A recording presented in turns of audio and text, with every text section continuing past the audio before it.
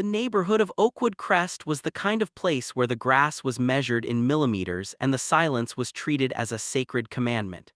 It was a sea of beige siding, manicured hedges, and residents who viewed a stray dandelion as a declaration of war.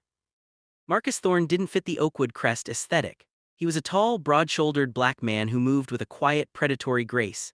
He had moved into the cul-de-sac 3 months ago, purchasing the largest Victorian-style home on the block with cash.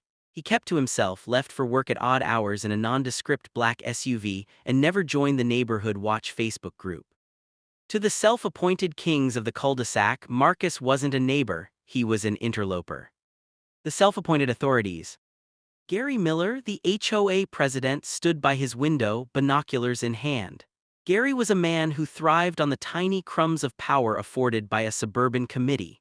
Next to him was Dale, a retired security guard who still wore his faded polyester uniform trousers to the grocery store. "He's doing it again, Dale," Gary hissed. "Working on that car in the driveway. Section 4, Clause B, no major mechanical repairs in public view, it lowers the property value." "It's more than the car, Gary," Dale said, leaning in. "Look at the crates he brought in last night, heavy, metal. You don't bring crates like that home unless you're moving something illicit." Gary nodded, his thin lips curling. "I've sent 3 notices, he ignored them all. He thinks he's above the rules. It's time we showed him that in Oakwood we protect our own." They weren't just the HOA, they had formed what they called the Residential Enforcement Unit. They had bought surplus tactical vests from an army supply store and patches that read OAKWOOD Safety Patrol. They even had a white Crown Victoria with a yellow light bar. To most, they were a joke. To Marcus Thorne, they were a nuisance he barely noticed. The confrontation. On a humid Tuesday evening, Marcus was under the hood of his 1969 Mustang. He was deep in thought, his mind occupied by a high-stakes racketeering case he was closing in the city. As an assistant special agent in charge for the FBI's Organized Crime Division, Marcus spent his days dismantling cartels. His home was his only sanctuary. The crunch of gravel and the flash of yellow lights broke his concentration. Gary and Dale stepped out of the Crown Victoria. They were dressed in their uniforms, hands hovering near their belts where heavy flashlights and zip ties hung. Behind them, a few neighbors, the curious and the judgmental, gathered on their porches to watch. "Mr. Thorne," Gary barked, his voice cracking slightly with the thrill of authority, "step away from the vehicle and put your hands where we can see them." Marcus didn't move immediately. He slowly wiped his greasy hands on a rag, his eyes narrowing. "Gary, Dale, you're blocking my driveway." "We're here on official business," Dale stated, puffing out his chest.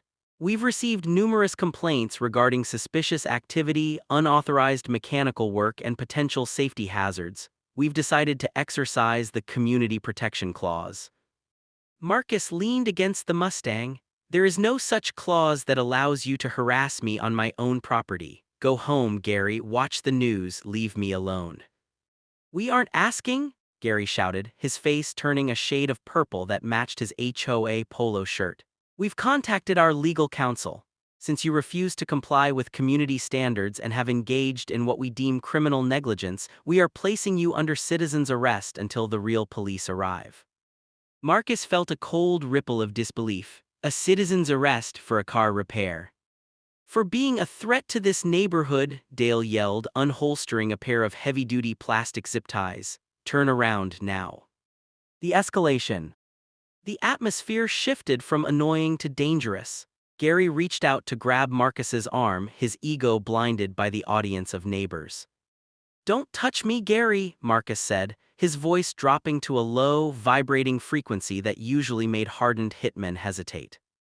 "Or what?" Gary sneered. "You think you're tough? You think you can just come in here and ignore us? You're a vagrant with a fancy house. We know your type. You're probably running something out of that basement."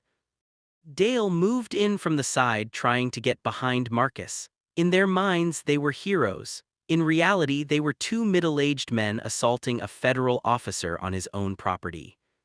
As Dale reached for Marcus's shoulder, Marcus reacted with the fluid, explosive speed of a man trained by the best. In one motion, he parried Dale's arm, pivoted, and sent the man stumbling back into the bushes. He didn't strike him, he simply displaced him with effortless force. "That's assault," Gary screamed, fumbling for his phone. I'm calling it in, we need backup, officer down.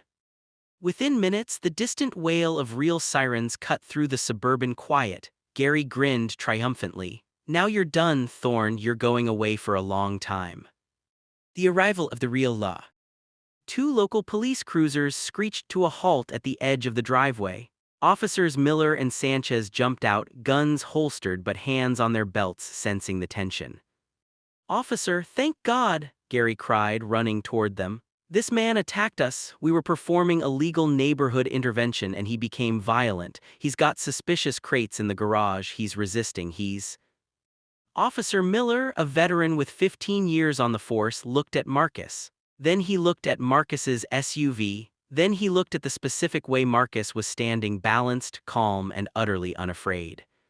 Sir, Miller said, ignoring Gary and addressing Marcus, can I see some ID? Marcus reached into his pocket. Gary cheered. Yeah, get his ID, check his record, I bet it's a mile long. Marcus didn't pull out a driver's license. He pulled out a black leather folio and flipped it open. The silver badge caught the setting sun, gleaming with an intensity that seemed to suck the air out of Gary's lungs. Below the badge was a photo ID with a bold red stripe, Federal Bureau of Investigation, Organized Crime Division. Assistant Special Agent in charge Marcus Thorne, Marcus said clearly. The two local officers immediately snapped to attention. Officer Miller actually took a step back, his eyes widening. Sir, Agent Thorne, we were told there was a domestic disturbance. The disturbance, Marcus said, pointing a grease-stained finger at Gary and Dale, is these two men. They have trespassed on my property, attempted to illegally detain me, and have spent the last 3 months harassing me under the guise of an HOA. I'd like to file formal charges for harassment, impersonating a peace officer, and assault. The shift in power. The silence that followed was absolute. Gary's mouth hung open so wide a bird could have nested in it. Dale, still tangled in the rose bushes, looked like he wanted to vanish into the soil. The neighbors on their porches began to whisper, their phones now recording Gary's humiliation instead of Marcus's arrest. But the grass, Gary stammered, his voice a pathetic whimper. The bylaws, you didn't file the paperwork for the Victorian renovation. Marcus stepped closer to Gary, towering over him. Gary, I spend my days tracking people who melt bodies in acid. I deal with men who have more blood on their hands than you have sweat on your brow. You think I care about your grass? He turned to the local officers. Search their vehicle. They've been patrolling this neighborhood with illegal lights and acting as a rogue paramilitary group. I'm sure you'll find plenty of violations. Officer Sanchez, who had never liked Gary's ego, smiled. With pleasure, Agent Thorne. Dale, get out of the bushes. Gary, hands behind your back. We're going to have a long talk about what constitutes a citizen's arrest. As the handcuffs clicked, real metal ones this time, around Gary's wrists, the HOA police looked less like defenders of the peace and more like terrified children. The resolution. The following week, the atmosphere in Oakwood Crest changed. The safety patrol was disbanded. Gary Miller resigned from the board, facing a slew of legal fees and a restraining order. Marcus Thorne continued to work on his Mustang, but now when he walked down his driveway, neighbors didn't peer through their blinds with suspicion. They waved. They brought over welcome to the neighborhood baskets they should have delivered months ago. One evening, as Marcus sat on his porch, the new HOA president, a kind woman named Sarah, walked up. Agent Thorne, she asked tentatively. Just Marcus, he replied, sipping his coffee. Marcus, I just wanted to apologize for everything. We didn't know who you were. Marcus looked out over the quiet street. That's the point, Sarah. I didn't want to be the FBI agent. I just wanted to be the guy at 422 who likes old cars. You shouldn't have to be the most feared agent just to be treated with basic respect in your own yard. Sarah nodded solemnly. You're right, and for what it's worth, the Mustang looks great. Thanks, Marcus smiled. And Sarah, tell the neighbors the grass is exactly 3 inches. I measured it with a federal-grade ruler. She laughed, and for the first time, Oakwood Crest felt like a home. Marcus went back inside, his sanctuary finally secured.